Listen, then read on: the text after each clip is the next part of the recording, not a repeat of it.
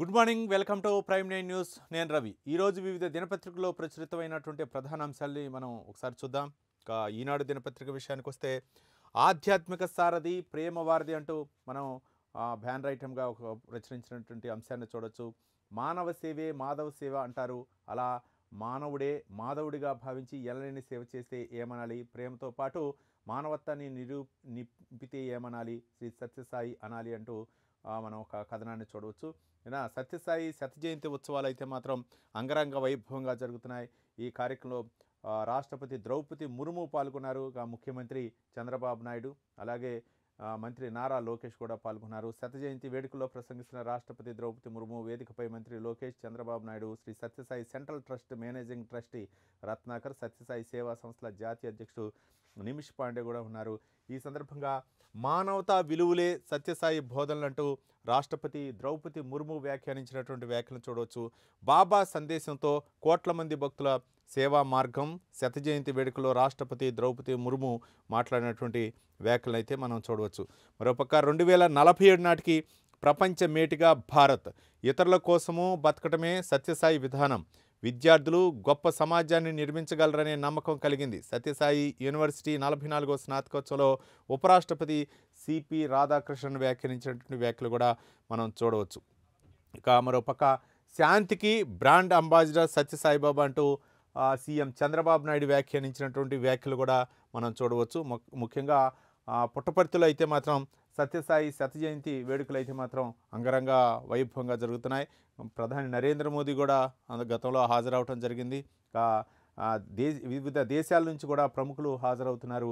రాష్ట్రపతి, ఉపరాష్ట్రపతి హాజరయ్యారు. పక్క ముఖ్యమంత్రి కూడా చంద్రబాబు నాయుడు మాత్రం అక్కడ వేడుకల్లో అయితే మాత్రం పాల్గొనడం మనం చూస్తూనే ఉన్నాం. మరో అంశం చూద్దాం. కల్తీ నెయ్యితో 20 కోట్ల లడ్డూల తయారీ అంటూ ఒక కథనాన్ని అయితే మనం చూడవచ్చు. వైకాపా హయాంలో 1.61 కోట్ల కిలోల నెయ్యి కొనుగోలు చేశారు. అందులో 68 లక్షల కిలోలు కల్తీనే నిగ్గు తేల్చిన సిట్ అధికారంలో ఇది పెద్ద దుమారం రేపుతుంది.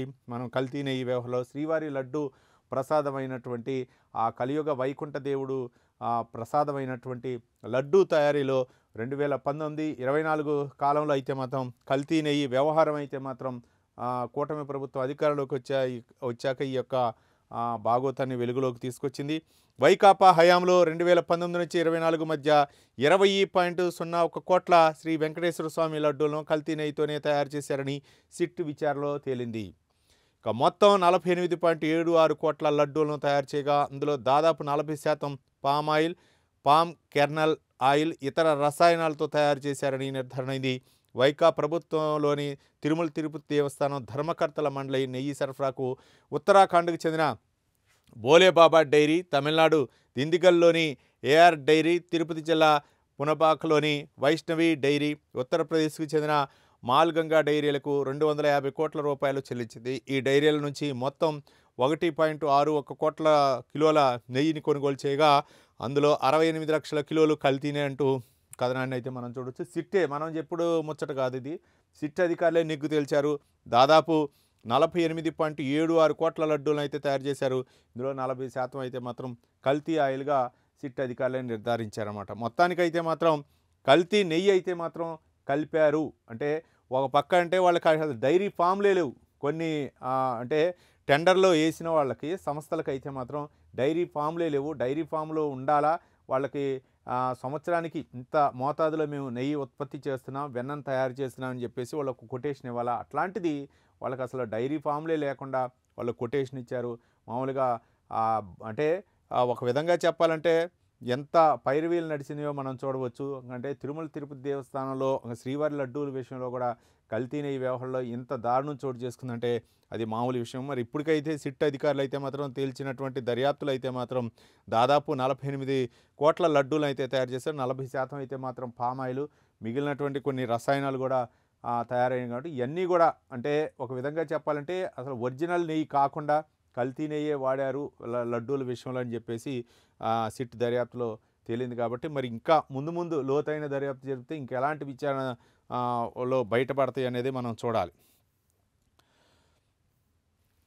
మరొకటి మార్క్ఫెడ్ ద్వారా మొక్కజొన్నల కొనండి అంటూ 2.04 లక్షల టన్నులు సేకరించండి. ముంబై, కోల్కతా మార్కెట్లో అరటి విక్రయాలకు చర్యలు తీసుకోండి. అధికారులకు సీఎం చంద్రబాబు నాయుడు ఆదేశం.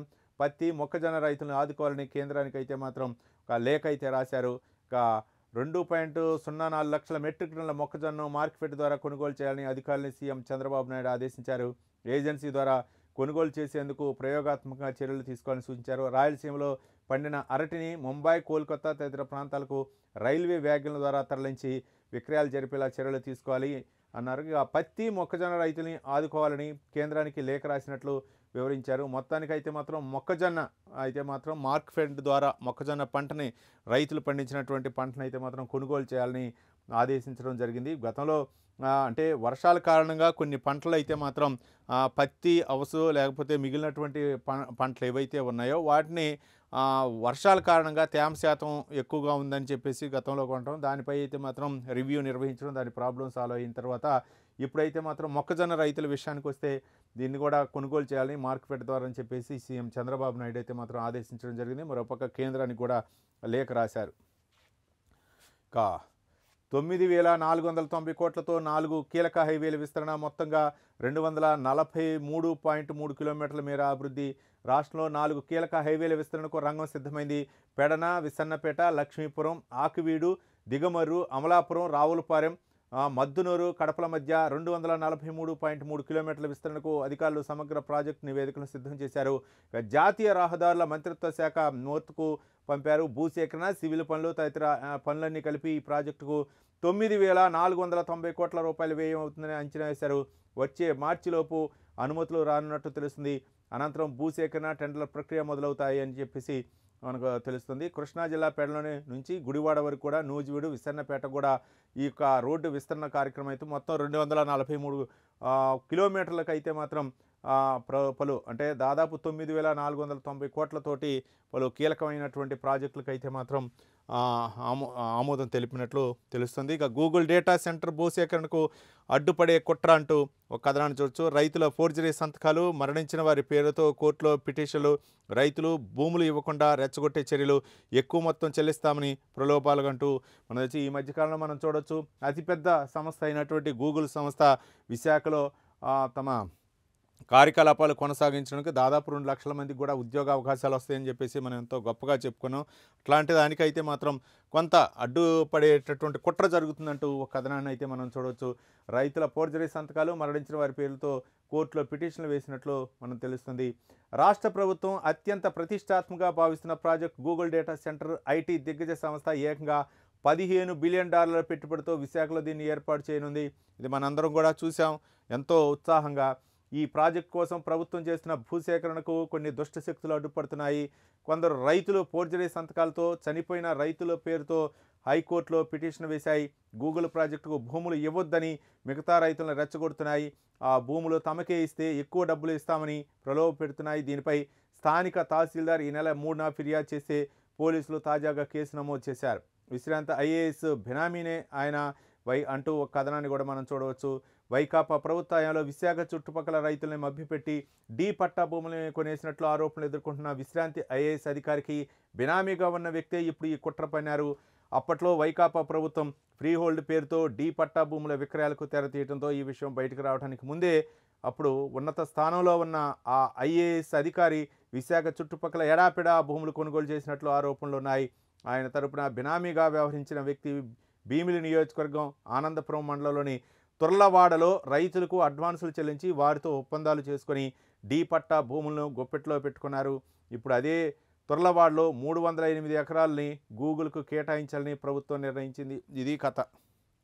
మొత్తానికైతే మాత్రం దాదాపు 308 ఎకరాలు గత వైసీపీ హయాంలో ఒక ఐఏఎస్ అధికారి తన బినామీతో మాత్రం ఈ కేసు అయితే మాత్రం వేయించినట్లు తెలుస్తుంది. హైకోర్టులో ఈ భూములు ఇవ్వద్దు అని చెప్పేసి వేసినట్టు, చనిపోయిన రైతుల పేరిట కూడా వీళ్ళు అయితే మాత్రం వేస్తున్నట్లు తెలుస్తుంది. ఒక గూగుల్ సంస్థ దాదాపు $15 బిలియన్ పెట్టుబడి పెడుతుంటే ఒక ఏపీ ప్రభుత్వం గొప్పగా చెప్పి దాదాపు 2 లక్షల మందికి ఉద్యోగ అవకాశాలు వస్తాయి, మరో 50,000 మందికి ప్రత్యక్షంగా పరోక్షంగా మరొక అవకాశం కల్పించే అవకాశం ఉందని చెప్పేసి గొప్పగా చెప్తున్నటువంటి మరో పక్క మిగిలినటువంటి రాష్ట్రాలు కూడా దీనిపై అయితే మాత్రం ఆలోచిస్తాయి. ఏపీ ఏంటి ఇంత సౌకర్యాలు కల్పిస్తుందా, ఇంత అవకాశాలు కల్పిస్తుందా అని చెప్పేసి సాధ్యం కాదని చెప్తున్నా సరే ఏపీ కూటమి ప్రభుత్వం అయితే మాత్రం పట్టుబట్టి గూగుల్ సంస్థను అయితే మాత్రం సాధించగలిగింది. అక్కడ భూసేకరణ విషయంలో అయితే మాత్రం అక్కడ మాజీ ఐఏఎస్ అధికారి బినామీ అయితే మాత్రం దాదాపు గతంలోనే వైకాపా హయాంలో 2019-24 మధ్య కాలంలోనే 308 ఎకరాలు ఎక్కడైతే గూగుల్ సంస్థ వస్తుందో అక్కడ 308 ఎకరాలు అయితే మాత్రం గతంలో కూడా మనం చూసాం. విశాఖలో అక్కడ రాజకీయ నాయకులను కూడా కొంతమంది మార్చడం జరిగింది. పార్టీ ఒక సమన్వయకర్తగా ఉంచినటువంటి కీలకమైనటువంటి నేతలను కూడా అక్కడ నుంచి మార్చి వేరే చోటకు కూడా బదిలీ చేయడం జరిగింది. రకరకాలైన విశాఖ ఏరియాలో గత వైసీపీ హయాంలో 2019-24 మధ్య కాలంలో 3 రాజధానుల పేరు చెప్పి విశాఖలో భారీగా ఆ పార్టీకి సంబంధించినటువంటి నాయకులు అయితే మాత్రం భారీగా భూ కొనుగోలు చేశారు. అందులో భాగమే ఇప్పుడు దాదాపు 300 ఎకరాలు అయితే మాత్రం 308 ఎకరాలు తుర్లవాడలో గూగుల్ సంస్థ ఎక్కడైతే వస్తుందనుకున్నా అక్కడే 308 ఎకరాలు అయితే మాత్రం ప్రభుత్వ భూమి ఉంది. దానికి రకరకాల అయితే మాత్రం పట్టా భూములుగా చేసి అప్పట్లో మాత్రం ఏదో ప్రభుత్వం అధికారంలో ఉంది కాబట్టి వాళ్ళకు అనుకూలంగా మార్చే ప్రయత్నం చేశారు. ఇప్పుడు అదే మాజీ ఐఏఎస్ అధికారి బినామీ అయితే మాత్రం ఇప్పుడు హైకోర్టులో వేశారు. మరి ఈ భూములపై ప్రభుత్వం ఎలాంటి చర్యలు తీసుకుంటుంది, మరి హైకోర్టు ఏమైనా తీర్పిస్తుందా, దీనిపై అయితే మాత్రం మనం వేచి చూడాలి. ఇక మరో అంశాన్ని చూద్దాం. 6 నెలల్లోగా రాజధాని రైతుల సమస్యలను పరిష్కరిస్తాం, స్వార్థం కోసం కొందరు చెప్పే మాటలు నమ్మొద్దు, త్రిసభ్య కమిటీ అంటూ కేంద్ర మంత్రి పెమ్మసాని చంద్రశేఖర్ అలాగే రాష్ట్ర మంత్రి నారాయణ వ్యాఖ్యానిస్తున్నటువంటి ఎమ్మెల్యే శ్రవణ్ ముగ్గురు కూడా కూర్చొని త్రిసభ్య కమిటీ అయితే మాత్రం ఇస్తుంది. అక్కడ అమరావతికి భూములు ఇచ్చినటువంటి రైతుల విషయంలో అయితే మాత్రం కొంత చెప్పుడు మాటలు వినొద్దు అన్నట్టుగా ఉంది. వాళ్ళు ఏం చెప్పారో ఒకసారి చూద్దాం. రాజధాని రైతుల సమస్యలు 6 నెలల్లోగా పరిష్కరిస్తామని త్రిసభ్య కమిటీ హామీ ఇచ్చింది. స్వార్థం కోసం ఒకరిద్దరు చెప్పే మాటలు నమ్మొద్దని 2 వారాలకు ఒకసారి సమావేశమై రైతుల సమస్యలను పరిష్కరించేలా ముందుకెళ్తామని స్పష్టం చేసింది. రాజధాని రైతుల సమస్యల పరిష్కారానికి ముఖ్యమంత్రి చంద్రబాబు నాయుడు నియమించిన కమిటీ రాయపుడి ఏపీ సిఆర్డీఏ కార్యాలయంలో శనివారం సమావేశమైంది. కేంద్ర సహాయ మంత్రి పెమ్మసాని చంద్రశేఖర్, రాష్ట్ర మంత్రి Narayana, Tadikonda MLA Tenali Shravan Kumar, CRDA commissioner Kannababu, అదనపు కమిషనర్ భార్గవ తేజ, గుత్తేదారులు, రైతు ఐకాసా నేతలు పాల్గొన్నారు. సమస్యల పరిష్కారంలో జాప్యం ఎందుకు జరిగిందని అధికారులను పెమ్మసాని చంద్రశేఖర్ ప్రశ్నించారు. వారు చెప్పిన సమాధానాలపై రైతుల అభిప్రాయాలను తీసుకున్నారు. కమిటీ సభ్యులు చర్చించిన అనంతరం ఆయన విలేకరుల సమావేశంలో విషయాలను వెల్లడించారు. కేంద్ర సహాయ మంత్రి పెమ్మసాని చంద్రశేఖర్ అంటే ఈ మధ్యకాలంలో సిఆర్డీఏ కార్యాలయం ఓపెన్ చేసిన తర్వాత చంద్రబాబు నాయుడు త్రిసభ్య కమిటీని ఏర్పాటు చేసి త్రిసభ్య కమిటీ ముఖ్యంగా మంత్రి నారాయణ, పురపాలక శాఖ మంత్రి నారాయణ, అలాగే అందుట్లో ఎమ్మెల్యే అంటే తాటికొండ ఎమ్మెల్యే శ్రవణ్ కుమార్ కూడా అందుట్లో ఉన్నాడు త్రిసభ్య కమిటీలో మెంబర్గా.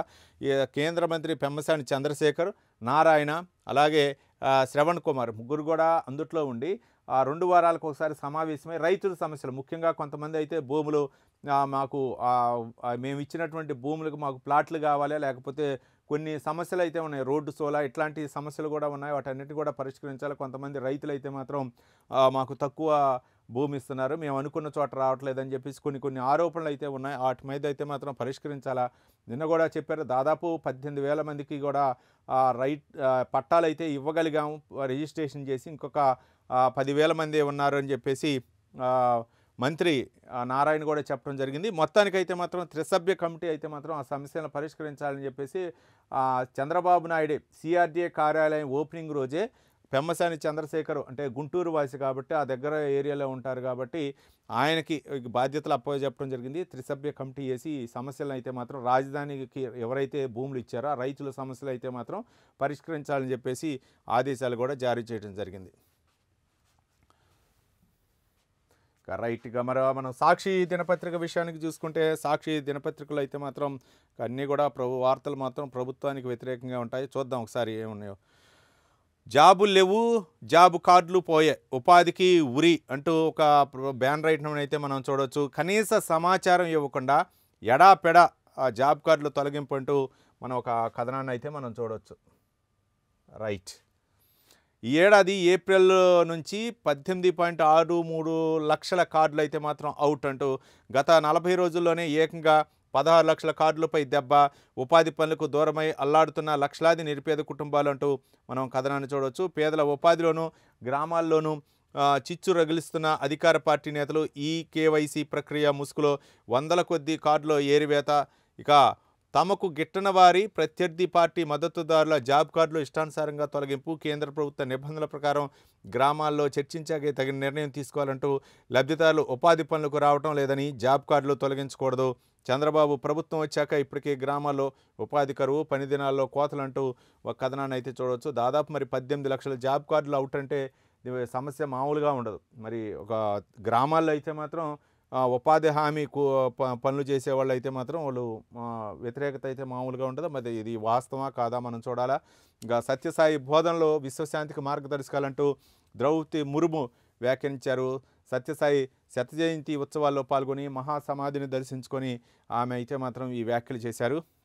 ఇక మరో ఆసక్తికరం, ఈక్వెస్ట్రియన్ లీగ్కు వైఎస్ జగన్, కేటీఆర్ హాజరు. బెంగళూరులో ఈక్వెస్ట్రియన్ లీగ్ కార్యక్రమానికి వీక్షిస్తున్న వైసీపీ అధ్యక్షుడు మాజీ సీఎం జగన్, అలాగే బీఆర్ఎస్ వర్కింగ్ ప్రెసిడెంట్ కేటీఆర్ అంటూ మనం చూడవచ్చు. ఇక్కడ వాళ్ళిద్దరూ కూడా చాలా అంటే ప్రభుత్వాలు పడిపోయిన తర్వాత తెలంగాణలో బీఆర్ఎస్ ప్రభుత్వం పడిపోయిన తర్వాత ఆంధ్రప్రదేశ్లో వైసీపీ ప్రభుత్వం మొట్టమొదటిసారిగా కలిశారు. ఒక ప్రైవేట్ కార్యక్రమంలో కలిశారు. ఇంకా ఏమేమి మాట్లాడుకున్నారనేది మనం తర్వాత చూద్దాం. మొత్తానికైతే మాత్రం చాలా రోజుల తర్వాత ఇద్దరు, గతంలో అయితే మాత్రం ఒకే ఒకసారి జగన్ను కేటీఆర్ సమావేశమయ్యారు. ఇదేంటంటే పెండింగ్ సమస్యలను పరిష్కరించాలని సీఎం హోదాలో జగన్మోహన్ రెడ్డి ప్రగతి భవన్కి రావడం జరిగింది. అక్కడ స్వాగతం పలికి కేసీఆర్ కేటీఆర్తో మంత్రివర్గంతో తెలంగాణ మంత్రివర్గంతో ముచ్చటించడం జరిగింది. మొత్తానికి చాలా రోజుల తర్వాత ప్రభుత్వాలు పడిపోయిన తర్వాత మాజీలు అయిన తర్వాత ఇద్దరు కూడా వచ్చారు. ప్రజెంట్ ఇద్దరు కూడా శాసనసభ్యులుగా కొనసాగుతున్నారు. ఓ పక్క బీఆర్ఎస్ వర్కింగ్ ప్రెసిడెంట్గా అయితే మాత్రం ఆయన ప్రజల్లోకి వెళ్తున్నారు. మరి ఈ మధ్యకాలంలో జగన్ అయితే మాత్రం అంటే అడపాదడప కార్యకర్తల మృతి చెందితే అక్కడికి సమావేశం అవుతున్నారు. మరో పక్క ప్రజల్లో అయితే మాత్రం ఇంకా ఎక్కువగా తిరగాలనేటటువంటి పార్టీ క్యాడర్ విన్నపాన్ని ఏ విధంగా చూస్తారో జగన్ రానున్న రోజుల్లో చూడాలి. మొత్తానికైతే మాత్రం చాలా రోజుల తర్వాత ఇటు బీఆర్ఎస్ వర్కింగ్ ప్రెసిడెంట్ కేటీఆర్, అలాగే మాజీ సీఎం వైసీపీ అధినేత జగన్మోహన్ రెడ్డి ఒక ప్రైవేట్ కార్యక్రమంలో చాలా రోజుల తర్వాత మనం చూస్తున్నాం. ఇంకా మరో అంశం చూస్తున్నాం. ఇంకా డీల్ కుదిరితేనే కాంట్రాక్టు, నేతలకు ఆదాయ వనరుగా పెద్ద ఆసుపత్రులు, స్థానిక మందుల కొనుగోలులో పారదర్శకతకు పాత్ర, గోప్యంగా ఆన్లైన్లో టెండర్లో ఎక్కువ మంది పాల్గొనకుండా గూడు పుటాని అంటూ ఒక వైద్య శాఖకు సంబంధించినటువంటి ఒక అంశాన్ని అయితే ఇచ్చింది. అంటే టెండర్లో ఎవరైతే వేస్తారో వాళ్ళు ముందుగానే ఆన్లైన్లో టెండర్లు వేయటం, వాళ్ళకు అనుకూలమైన వాళ్ళకి టెండర్ల దక్కే విధంగా చేస్తానని చెప్పేసి ఏపీ ప్రభుత్వ వైద్య ఆరోగ్య శాఖలో కాంట్రాక్టుకు సంబంధించినటువంటి ఒక అంశం చూడవచ్చు. జీ సౌభాగ్యానికి 4 సూత్రాలు, G20 దేశాధినేతల సదస్సులో ప్రధాని నరేంద్ర మోదీ ప్రతిపాదన అంటూ ఒక బ్యానర్ ఐటమ్ చూడవచ్చు. ప్రపంచ సంప్రదాయ విజ్ఞానాన్ని భద్రపరుచుకోవాలి, ఆఫ్రికా స్కిల్స్ మల్టీప్లేయర్ కార్యక్రమం ప్రారంభిద్దాం, global health care response team ఏర్పాటు చేసుకుందాం, డ్రగ్స్ టెర్రర్ బంధాన్ని కలిసికట్టుగా ఎదుర్కొందాం, అభివృద్ధి విధానాలపై పునరాలోచన చేయాలని ప్రధాని నరేంద్ర మోదీ అయితే మాత్రం G20 సదస్సులో అయితే మాత్రం ఆయన పిలుపునిచ్చారు. దానికి సంబంధించినటువంటి అంశాన్ని కూడా చూద్దాం. ఇక భక్తుల మనోభావాలతో రాజకీయాలొద్దు, టీటీడీ మాజీ చైర్మన్ వైవి సుబ్బారెడ్డి డిమాండ్ చేశారు. ఇంతకుముందు మనం మాట్లాడుకున్నాం, సిట్ అధికారుల దర్యాప్తులు అయితే మాత్రం ఈయన హయాంలో నుంచి ముఖ్యంగా వైవి సుబ్బారెడ్డి అయితే మాత్రం ఆయన టీటీడీ మాజీ చైర్మన్, అంతకుముందు టీటీడీ చైర్మన్గా చేసినప్పుడు ఈయన హయాంలోనే కల్తీ లడ్డూల తయారీ వ్యవహారం, కల్తీ నెయ్యి కొనుగోలు చేశారని చెప్పేసి ప్రధాన ఆరోపణల నేపథ్యంలో సిట్ అధికారులు అయితే మాత్రం ఆయన విచారించడం జరిగింది. మరోపక్క ఆయన పిఏకి మాత్రం 50 లక్షల రూపాయలు ముట్టడం జరిగింది. ఇది అయితే మాత్రం అయితే సిట్ అధికారులు అయితే మాత్రం 7 గంటల పాటు విచారించారు. ఇంకా మొత్తానికైతే మాత్రం కల్తీ జరిగిందా, ఎంత మేరకు జరిగింది, దాదాపు ఆ ప్రభుత్వ హయాంలో ఎన్ని కోట్లు అనేది మాత్రం సిట్ అధికారుల దర్యాప్తులో ఇంకా నిగ్గు తేల్చాల్సినటువంటి అవసరం ఉంది. రాజకీయ ప్రయోజనాల కోసం శ్రీవారి లడ్డుపై దుష్ప్రచారం అపరాధం, లడ్డూల తయారీలో నకిలీ నెయ్యి వాడారన్నది తప్పుడు ప్రచారమే, జంతువుల కొవ్వు వాడారని ల్యాబ్ నివేదిక ఉందా, సిట్ అధికారికంగా ప్రకటించిందా, లీకుల పేరిట విష ప్రచారం ఎందుకంటూ సుబ్బారెడ్డి వ్యాఖ్యలను అయితే మనం చూడవచ్చు. ఇంకా మరో అంశం చూడవచ్చు. అండమాన్లో అల్పపీడనం, ఉపరితల ఆవర్తన ప్రభావంతో అండమాన్లో శనివారం అల్పపీడనం ఏర్పడిందని వాతావరణ శాఖ తెలిపింది. ఇది ఈ నెల 24 నాటికి వాయుగుండంగా 26కు తుఫానుగా మారే అవకాశం ఉందని వెల్లడించింది. దీని ప్రభావంతో ఈ నెల 28 నుంచి డిసెంబర్ 1 వరకు రాష్ట్రంలో పలు చోట్ల తేలికపాటి నుంచి ఓ మోస్తరు వర్షాలు కురిసే అవకాశం ఉన్నట్లు తెలుస్తుంది. ఇక మరో కథనం చూద్దాం. ఇంతకు ముందే మనం చూసాం, మొక్కజొన్నకు గిట్టుబాటు ధర ఇవ్వాలా, మొక్కజొన్న మార్కెట్ ద్వారా కొనగాలని చెప్పేసి రాష్ట్ర ప్రభుత్వం సీఎం చంద్రబాబు నాయుడు ఆదేశించడం జరిగింది. ఇక్కడ ఇందులో కథనం అనే విధంగా చూద్దాం. మొక్కజొన్నకు దక్కని మద్దతు. కోతలు ప్రారంభమై 45 రోజులైనా జాడలేని కొనుగోలు కేంద్రాలు. పండించిన పంటను అమ్ముకోవడానికి నానా తిప్పలు. దళారీలు, వ్యాపారులు, దోపిడీకి గురవుతున్న రైతులు. కేంద్రం ప్రకటించిన మద్దతు ధర 2400, రైతులకు దక్కుతున్నది మాత్రం 1900 అంటూ ఒక కథనాన్ని అయితే మనం చూడవచ్చు. మొత్తానికైతే మాత్రం మరి ఇంతకుముందు చంద్రబాబు నాయుడు అయితే మాత్రం మార్కెట్ ద్వారా కొనాలి ప్రతి గింజను కూడా మొక్కజొన్న అని చెప్పేసి ఆయన ఆదేశించడం జరిగింది. మరి ఇందులో అయితే మాత్రం మద్దతు ధర దక్కట్లేదని అన్నారు. మరి ఏ విధంగా స్పందిస్తారో మనం చూద్దాం. ఇంకా మరో దినపత్రిక విషయానికి వస్తే, ఆంధ్రజ్యోతి దినపత్రిక విషయానికి వస్తే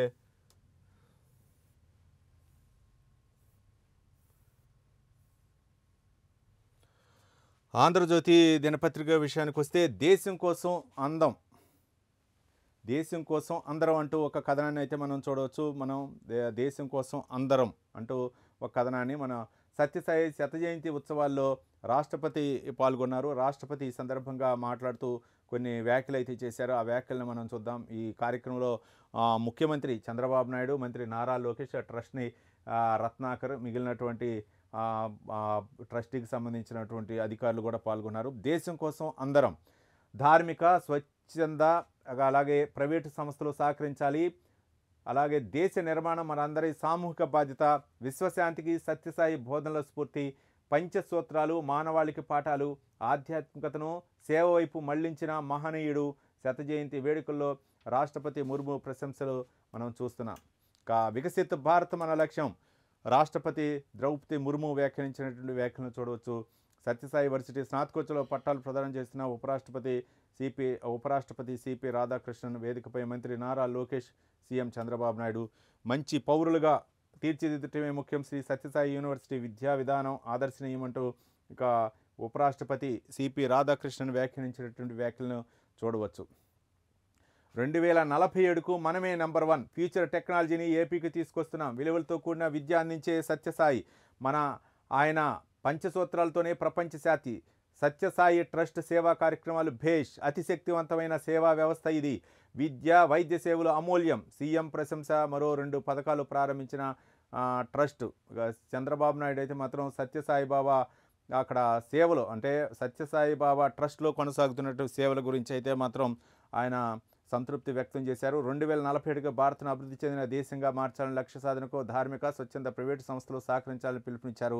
దేశ నిర్మాణం సామూహిక బాధ్యత అని, దేశాభివృద్ధి కోసం ప్రతి ఒక్కరూ నైపుణ్యాన్ని వినియోగించుకోవాలని సూచించారు. మొత్తానికైతే మాత్రం నిన్న రాష్ట్రపతి ద్రౌపది ముర్ము సత్యసాయి శత జయంతి వేడుకల్లో పాల్గొని కొన్ని వ్యాఖ్యలు అయితే చేశారు. సత్యసాయి సేవలను అయితే మాత్రం కొనియాడారు. ముఖ్యంగా వైద్య రంగం, అలాగే మరోపక్క విద్య, ఇవన్నీ కూడా అక్కడ అందిస్తున్నటువంటి ఆ సేవలు అయితే మాత్రం మరోపక్క ఆ శాంతి స్థాపనకు అయితే మాత్రం దేశం కోసం అందరూ కూడా కలిసి పనిచేయాలని చెప్పేసి ద్రౌపది ముర్ము ఇచ్చింది. మరోపక్క స్నాతకోత్సవంలో అయితే మాత్రం సిపి రాధాకృష్ణ కూడా కొన్ని వ్యాఖ్యలు చేశారు. సత్యసాయి బోధనలు విశ్వవ్యాప్తం చేయాలి అని చెప్పేసి ఆయన కూడా పిలుపునివ్వటం జరిగింది. ఆయన కార్యక్రమాలు అంటే ట్రస్ట్ చేస్తున్నటువంటి కార్యక్రమాలు అయితే మాత్రం చాలా అభినందనీయం.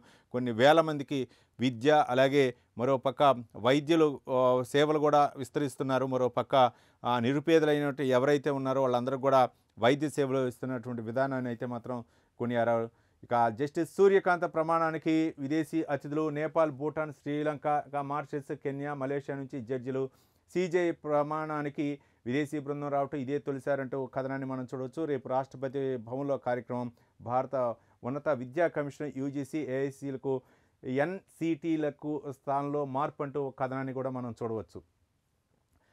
డైరీలో నకిలీ లెక్కలు. బాలాజీకి 2.50 కోట్లకు పైగా చెల్లింపులు. నకిలీ మద్యం తయారీ ఫార్ములా అతడిది. ములకల చెరువు డెన్ నుంచే ₹1 కోటి. నిందితుడు కట్టా రాజు. డైరీలో వివరాలు. అధిక ధరలకు సీసాలు, మూతలు విక్రయించిన మనోజ్. ఆఫ్రికా పర్యటనకు ముందు జోగిని కలిసిన జనార్దన్ రావు. ముగిసిన అద్దేపల్లి సోదరుల కస్టడీ. విచారణలో కీలక విషయాలు.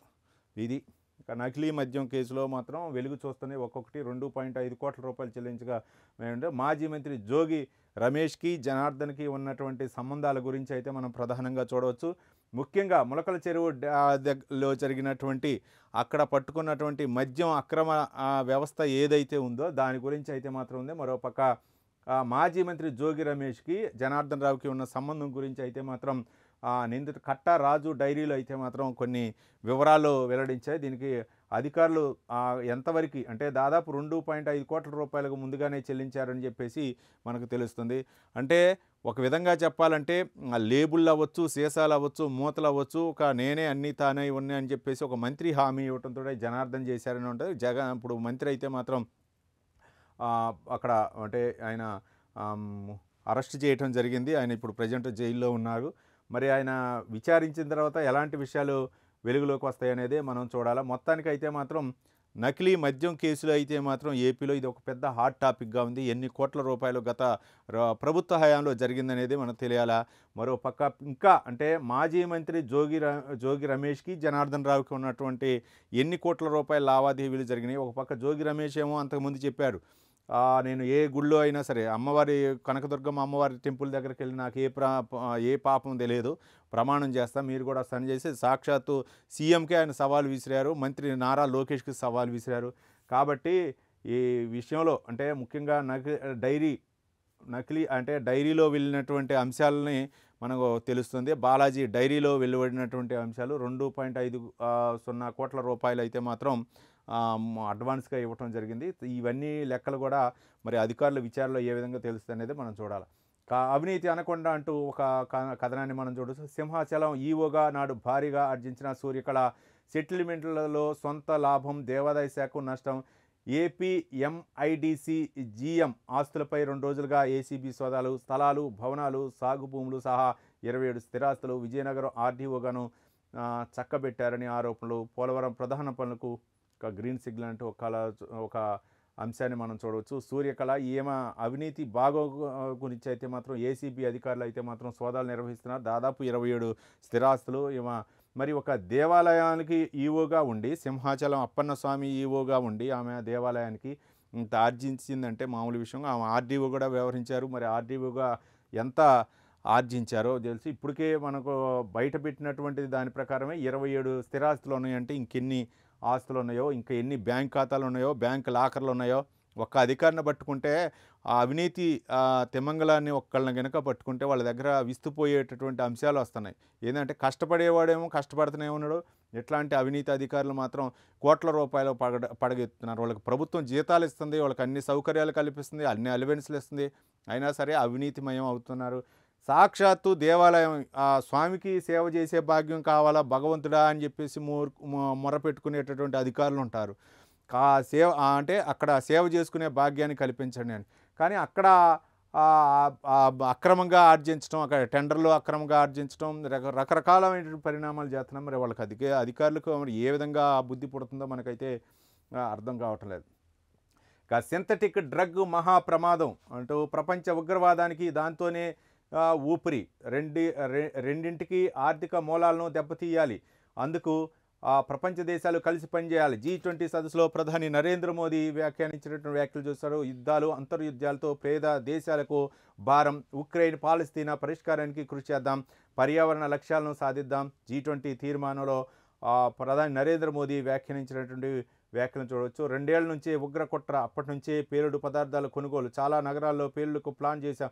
విచారణలో ఉగ్రవాది ముజ్మిల్ వాగ్మూలం అంటూ మనం చూడవచ్చు. ఢిల్లీ ఎర్రకోట సమీపంలో జరిగినటువంటి బాంబు పేలుడుకు సంబంధించి అయితే మాత్రం ఒక ముజ్మిల్ వాంగ్మూలంలో మనం చూడవచ్చు. మొత్తానికి అయితే చూస్తుంది. ఒక పక్క సింథటిక్ డ్రగ్ మహాప్రమాదం అంటూ G20 సదస్సులో ప్రధాని వ్యాఖ్యానించినటువంటి వ్యాఖ్యలు కూడా మనం చూడవచ్చు. మరో అంశం చూడవచ్చు. సచివాలయాల్లో శంకర్ దాదాలు, నకిలీ సర్టిఫికెట్లతో 1200 మందికి యానిమల్ హస్బెండరీ అసిస్టెంట్ పోస్టులు.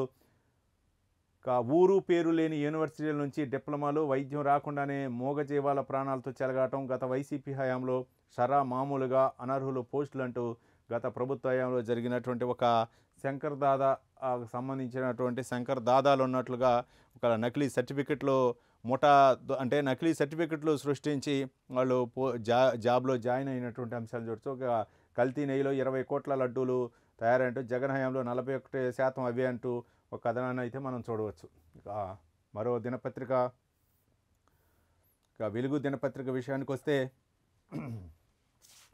పంచాయతీ రిజర్వేషన్లు పాత పద్ధతిలోనే అంటూ మనం ఒక కథనాన్ని చూడవచ్చు. 50% మించకుండా అమలు రొటేషన్ విధానంలో ఎస్సీ ఎస్టీ బీసీ మహిళా కోటా 2011 జనగణన 2024 కులగణన డేటాను ఆధారంగా చేసుకోవాలి. పంచాయతీరాజ్ శాఖ గైడ్లైన్స్ జీవో 46 విడుదల. వార్డు రిజర్వేషన్ల బాధ్యత ఎంపీడీఓలకు, సర్పంచ్ రిజర్వేషన్ల బాధ్యత ఆర్డీఓలకు అప్పగింత అంటూ తెలంగాణ ప్రభుత్వం తీసుకున్నటువంటి ఒక నిర్ణయాన్ని అయితే మనం చూడవచ్చు.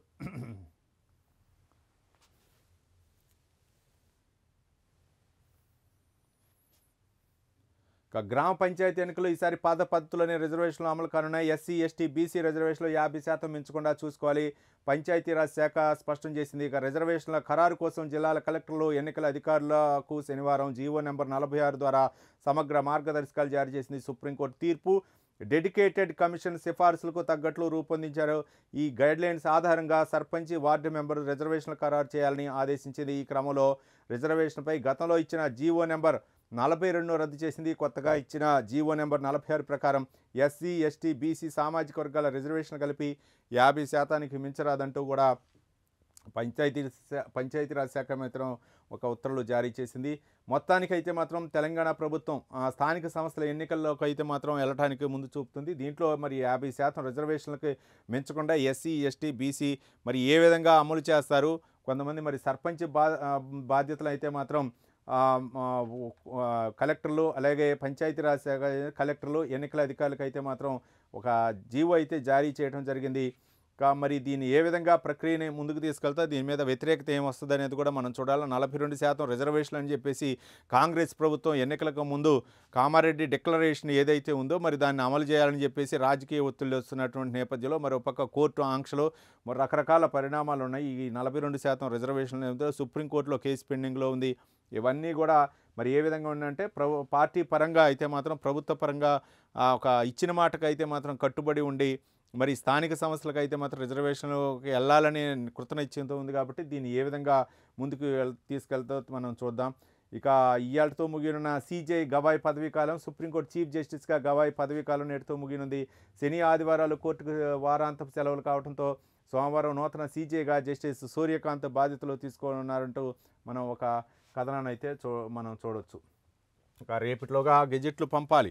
జిల్లాల వారీగా ఖరారైన రిజర్వేషన్ల గెజిట్ కాపీలను వెంటనే తమకు సమర్పించాలని కలెక్టర్లు, జిల్లా ఎన్నికల అధికారులకు పంచాయతీ గ్రామీణాభివృద్ధి శాఖ డైరెక్టర్ సృజన శనివారం మెమో జారీ చేశారు. జీవో ఎంఎస్ ద్వారా 46 ప్రకారం ఖరారు చేసిన రిజర్వేషన్లు జిల్లా గెజిట్ కాపీలను ఇంకా సైన్ చేయనివి 3 సెట్ల చొప్పున సిద్ధం చేయాలని, గెజిట్ కాపీలను ఇంకా సైన్ చేసినవి 3 సెట్ల చొప్పున సిద్ధం చేయాలని ఆదేశించారు. స్కాన్ చేసి కాపీలను పెన్ డ్రైవ్లో వేసుకొని హైదరాబాద్ తీసుకురావాలని సూచించారు. సోమవారం ఉదయం 10 గంటలకల్లా ఖైరతాబాద్లోని కమిషనర్ కార్యాలయంలో వీటిని అందజేయాలని స్పష్టం చేశారు. ఇప్పటికే ప్రక్రియ పూర్తయిన జిల్లాల వారు 23వ తేదీన సమర్పించవచ్చునని మొత్తానికైతే మాత్రం సృజన అయితే మాత్రం స్పష్టం చేశారు.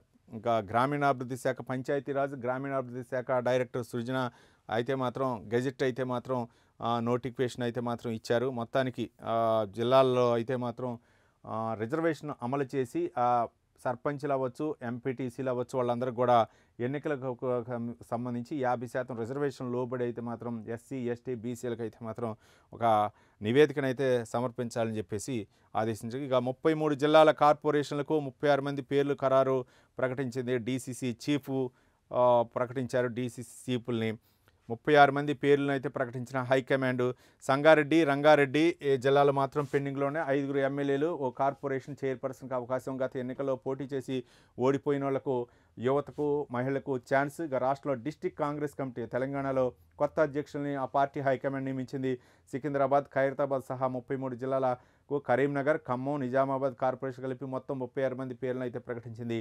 సంగారెడ్డి, రంగారెడ్డి జిల్లాలు మాత్రం పెండింగ్లో పెట్టింది. మొత్తానికైతే మాత్రం పార్టీని బలోపేతం చేయడానికి అయితే మాత్రం కాంగ్రెస్ ప్రభుత్వం ఒక నిర్ణయం అయితే తీసుకుంది. ఇంకా మరో అంశం చూస్తున్నాం. ఇది అందరి ఇళ్లలో ఉండేటటువంటి సమస్యగానే మనం చూడవచ్చు. ఏంటంటే ఫోన్లు, టీవీలకు అతుక్కునే పిల్లలకు తొందరగా మాటలు వస్తలేవంట, మాటలు రావటం లేదు. అతిగా ఇప్పుడు ఇక వాళ్ళకి ఏముంటుంది, తల్లిదండ్రులు ఉద్యోగాలకు పోయేవాళ్ళు అవ్వచ్చు, లేకపోతే ఇంట్లో వాళ్ళ ఆలనా పాలన కొంచెం ఇబ్బందికరంగా ఉన్నోళ్ళు అయితే మాత్రం ఆ స్మార్ట్ ఫోన్ వాళ్ళకి అప్పచెప్తున్నారు. వాళ్ళు ఏమేమి చూస్తున్నారో దానివల్ల మాటలు కూడా రాని పరిస్థితి. ఆ ఫోన్లు లేని కాలంలో అయితే మాత్రం అందరూ కూడా ఇంట్లో ఉన్నటువంటి వృద్ధులు అవ్వచ్చు, లేకపోతే వాళ్ళతో మాట్లాడుతుంటే వాళ్ళకి త్వరగా మాటలు వచ్చే అవకాశాలు ఉన్నాయి. కాబట్టి వాళ్ళు ఎవరూ లేరు. ఇక ఒక్క ఫోన్ ద్వారానే అన్నీ వాళ్ళు చూసుకోవాల్సిన పరిస్థితి. అల్లరి చేయకుండా ఉండాలంటే వాళ్ళకి స్మార్ట్ ఫోన్ ఇస్తే మాత్రం అల్లరి చేయరు. తొందరగా మాటలు వస్తలేవని చెప్పేసి ఒక నివేదికలు అయితే తెలియంది. నిపుణులు అయితే చెబుతున్నారు. అతిగా స్క్రీన్ చూసే చిన్నారులపై ఎఫెక్టు, గంటల తరబడి చూస్తే భాష రావటం కష్టమే. వాళ్ళతో పేరెంట్స్ ఎంత ఎక్కువగా ఇంటరాక్ట్ అయితే అంత మంచిగా మాటలు వస్తాయి. ఇంటర్నేషనల్ స్టడీల్లో వెల్లడి అంటూ ఒక కథనాన్ని అయితే మనం చూడవచ్చు. పిల్లాడు ఏడుస్తున్నాడని చేతిలో స్మార్ట్ ఫోన్ పెట్టడం, అన్నం తింటలేదని టీవీలో కార్టూన్లు పెట్టి తినిపించడం, ఇప్పుడు ఏ ఇంట్లో చూసినా ఇదే పరిస్థితి. కానీ ఇలా చేస్తే మీ పిల్లల భవిష్యత్తును మీరే రిస్క్లో పెడుతున్నట్లేనని రీసెంట్గా రీసెర్చ్లో హెచ్చరిస్తున్నది. ఇక చిన్న వయసులో అతి స్క్రీన్ చూసే పిల్లలు మాటలు రావటం ఆలస్యమవుతున్నదని, ఇక కొత్త పదాలు నేర్చుకునే సామర్థ్యం తగ్గిపోతున్నదని ఇంటర్నేషనల్ జర్నల్ క్యూరీస్లో పబ్లిష్ అయిన స్టడీలో తేలింది.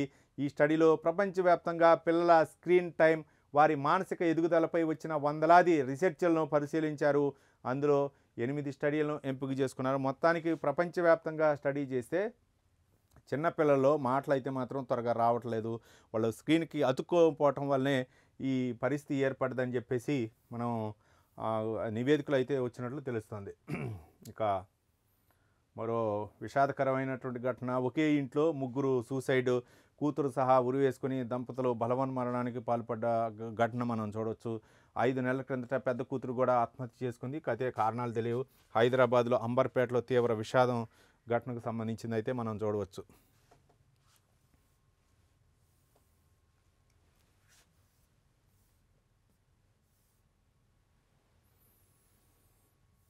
రైట్. ఇక మరో కీలకమైనటువంటి విషయం చూస్తున్నాం మనం మన బ్యానర్ ఐటెంలో, మన వెలుగు పేపర్లో. అగ్రనేతలారా అజ్ఞాతం వేడండి, మావోయిస్టులకు డీజీపీ శివధర్ రెడ్డి చెప్పినటువంటి అంశాన్ని.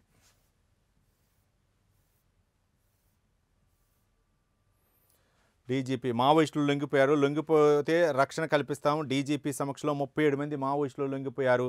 మొత్తానికి అందరిలో ఆజాద్ సహా 3 రాష్ట్ర కమిటీ సభ్యులు, మొత్తం 25 మంది, మహిళల్లో 14 మంది 22 ఏళ్ల లోపు వాళ్ళే ఉన్నారు. మనం చూడొచ్చు. డీజీపీ శివధర్ రెడ్డి అయితే మాత్రం లొంగిపోయిన వాళ్ళకి పునరావాసం కల్పిస్తాము. దాదాపు నిన్న ఒక్కరోజే చాలామంది, దాదాపు 25 మంది 27 మంది అయితే మాత్రం లొంగిపోయారు. వాళ్ళకైతే మాత్రం ఉపాధి కల్పిస్తామని చెప్పారు. ఆజాద్ ఇందులో లొంగిపోయిన వాళ్ళు సీనియర్ ఆయన కమాండర్, అంటే మావోయిస్టులో ఆయన కీలకమైన నేత, ఆయన కూడా లొంగిపోయి ఈ మధ్యనే మనం చూసాం. హెడ్మా ఆయన కీలకమైన నేత ఎన్కౌంటర్లో చనిపోయే నేపథ్యంలో మావోయిస్టులు అయితే మాత్రం ఓ పక్క ఆపరేషన్ కగార్, కేంద్ర ప్రభుత్వం తీసుకొచ్చినటువంటి ఆపరేషన్ కగార్ అవ్వచ్చు, ఇటు నేపథ్యంలో మావోయిస్టుల ఏరివేత కార్యక్రమం కొనసాగుతుంది. అంటే ఈ విధంగా ఒక పక్క ఉగ్ర కార్యకలాపాలు కొనసాగుతున్నాయి, మరో పక్క ఇట్లాంటి మావోయిస్టుల వల్ల కూడా వ్యవస్థలో ఇబ్బంది పడుతున్న నేపథ్యంలో కేంద్ర ప్రభుత్వం అయితే మాత్రం ఉక్కుపాదం మోపాలని చూస్తుంది. కాబట్టి వాళ్ళు తుపాకులు వీడి జనజీవన శ్రమంతుల కలవని ఎన్నోసార్లు హెచ్చరికలు జారీ చేసినా సరే వాళ్ళైతే మాత్రం చేయట్లేదు. కానీ ఇప్పుడైతే మాత్రం వాళ్ళు తుపాకులు వీడి